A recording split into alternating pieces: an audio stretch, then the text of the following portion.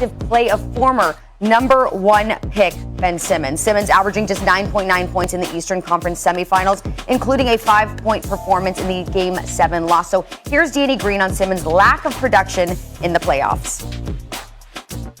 Yes, some things going on during the season. It might have, come all at once during this time, but you could tell Ben's the type of kid, if he's not encouraged, if he's not pushed or forced to do it, he's not the type to take that risk. Obviously, he's a high IQ guy. People think he's low IQ, but you could tell that he gets a lot of assists and pushes the pace, and he's, gets paid to do what he does because he's so good at it. Mind you, he doesn't step outside that box because he doesn't, he knows well enough, like, I'm good at this. I don't need to step out. Mind you, it's not like I'm encouraged to do this, so I'm kind of afraid to do this kind of thing. Okay, so you heard what he had to say. Now both of you are former athletes. Perk, let's start with you. What would you say to Ben Simmons?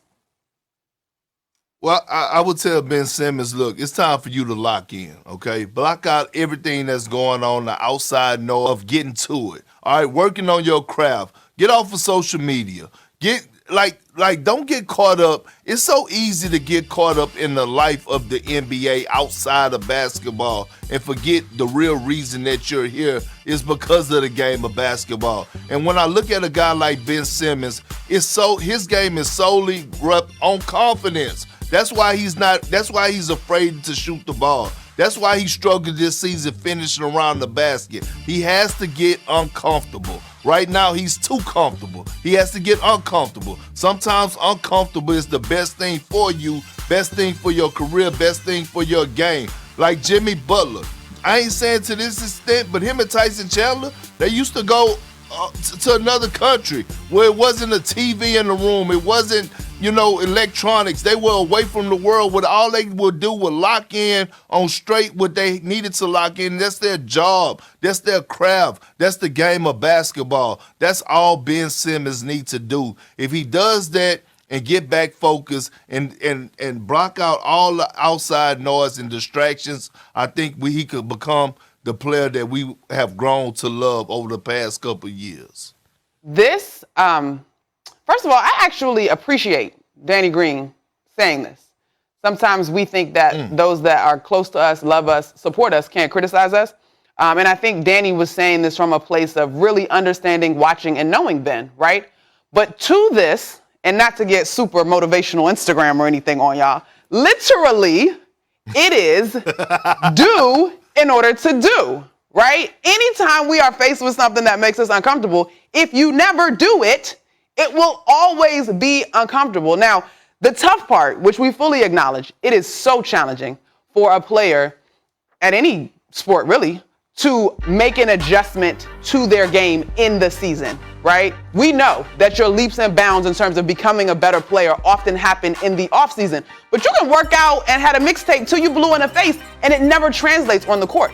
And so literally, Perk, as I'm watching this thing unfold, if it's going to be, let me get focused to your point, whether it's in another country or wherever, add XYZ to my game, there has to be literal step-by-step implementation or the confidence will never be developed. Now, I will say, Perk, this is also a little bit interesting coming off the heels of the conversation that we opened the show with in terms of Doc Rivers' style as a coach, in terms of instilling confidence in some of his players. You credit Ty Lue for unlocking Paul George. I know Terrence Mann's mom had some comments to say about Ty Lue versus Paul George. Not necessarily negative, but different styles. So you can't put it on Doc because Ben is a pro and here we are. We're well enough into your career that you need to make some changes and make some things happening. But I do wonder, is there a piece that the Sixers might want to add to their staff specifically for Ben? But the idea of I'm going to just meditate and eventually my jump shot is going to come or I'm going to be confident in a late game situation, that doesn't happen. You have to go and do it in order to be able to do it.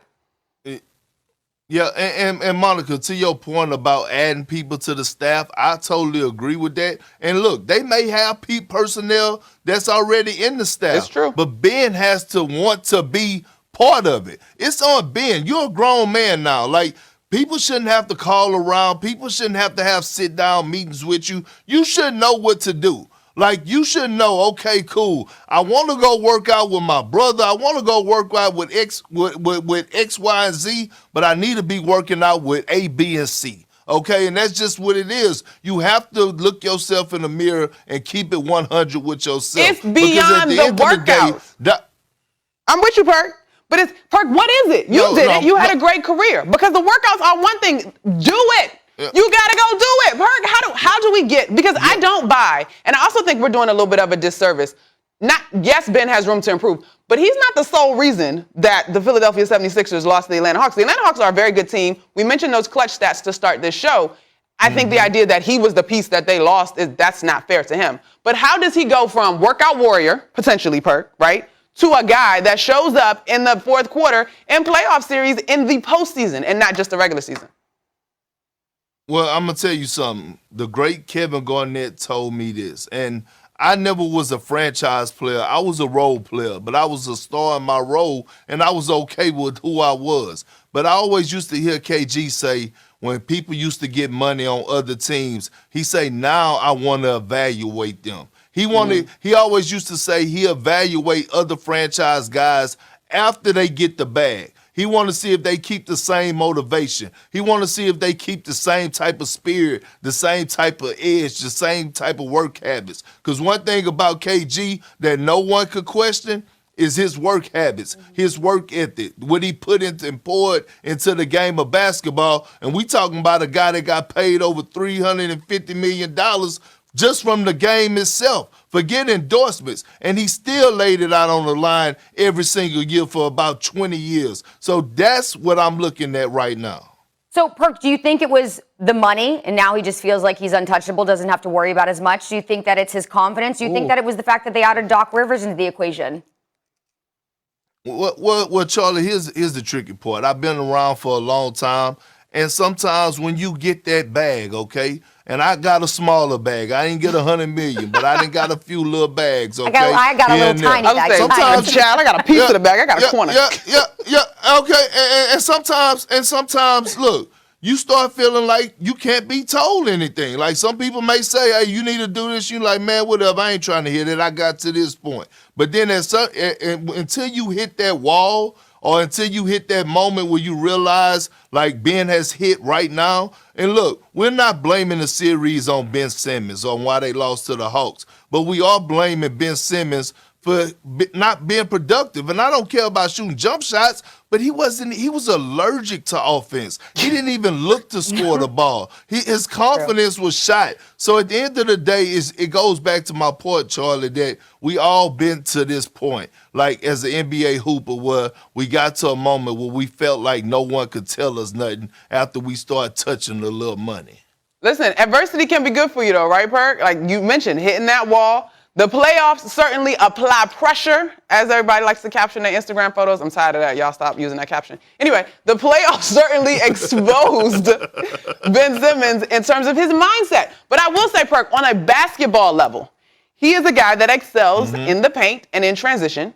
The paint is also real estate in which we know the cornerstone of this Philadelphia 76ers organization in Joel Embiid occupies heavily. So I do think that there are some serious basketball questions surrounding the fit here, but I'm with you. This becomes a gut thing, right? And as much as we can debate where players stand in terms of their legacy, there are a handful of guys, Russell Westbrook, Giannis Antetokounmpo come to mind off the top, MJ when he was doing his thing, LeBron usually when he's on the floor, that you never question their heart for the game in both the offseason, whether it's regular season or postseason, or in the offseason in terms of where you can find them in the gym working on their craft. And we have not seen enough to say that of Ben. And, of course, now we have this glaring playoff moment that everybody's looking like, what's really good? I mean, when everybody's talking about you, it has to make you, probably second-guess yourself even more. Hopefully this is the offseason that Ben turns the corner. He's already informed the Australian Olympic team he will not be participating in the Tokyo Olympics, which he was expected to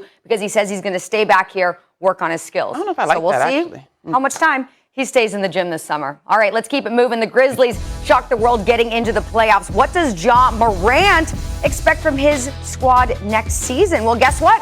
We're asking him face to face because he's coming up right here on First Take.